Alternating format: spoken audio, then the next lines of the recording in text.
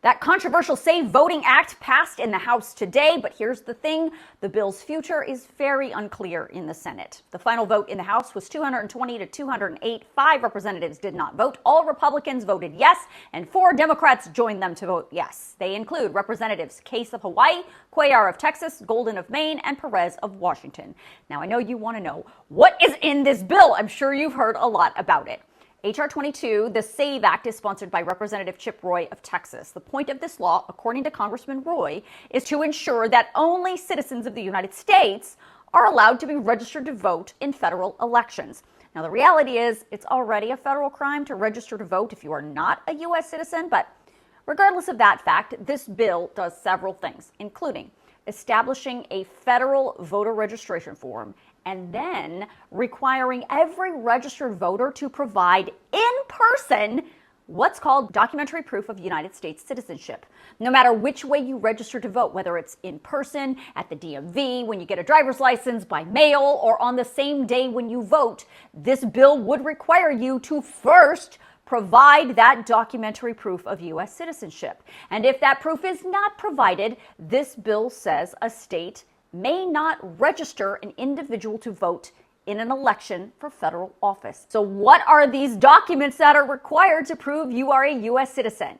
Your driver's license is not going to do it. You need to present documentation of your full legal name that also proves you are a U.S. citizen with either a valid U.S. passport, a valid military ID card, a valid government-issued photo ID card that also shows your place of birth in the United States, or a combination of all the documents you had to provide to get a real ID. If you don't have any of those things, you can present a valid government-issued photo ID card issued by a federal, state, or tribal government, like a driver's license, but only if you also provide either your birth certificate that proves you were born in the United States, or U.S. hospital records proving you were born in the United States, or an adoption decree that proves you were born in the United States, a consular report of your birth abroad issued by the Secretary of State, a naturalization certificate issued by Homeland Security, or an American Indian card issued by Homeland Security. Now, voting rights groups say since there are already federal laws on the books that make voting as a non-citizen a felony in this country, this SAVE Act is nothing more than a way to suppress and restrict voting rights.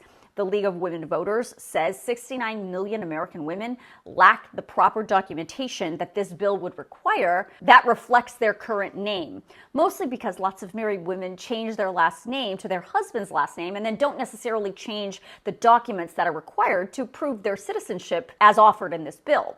But it's not just married women who are going to be impacted here if this thing passes. Other voting rights advocates say this law would cause unnecessary burdens and chaos for all registered voters, because now everyone is going to have to physically go down and present this documentary proof of U.S. citizenship in order to be allowed to register or stay registered. Look, several individual states, including Kansas, Arizona, Alabama, and Georgia, have tried to pass similar laws. They either have been struck down as illegal or ended up costing so much money to implement and check all that documentation from all these eligible voters that it just becomes impractical.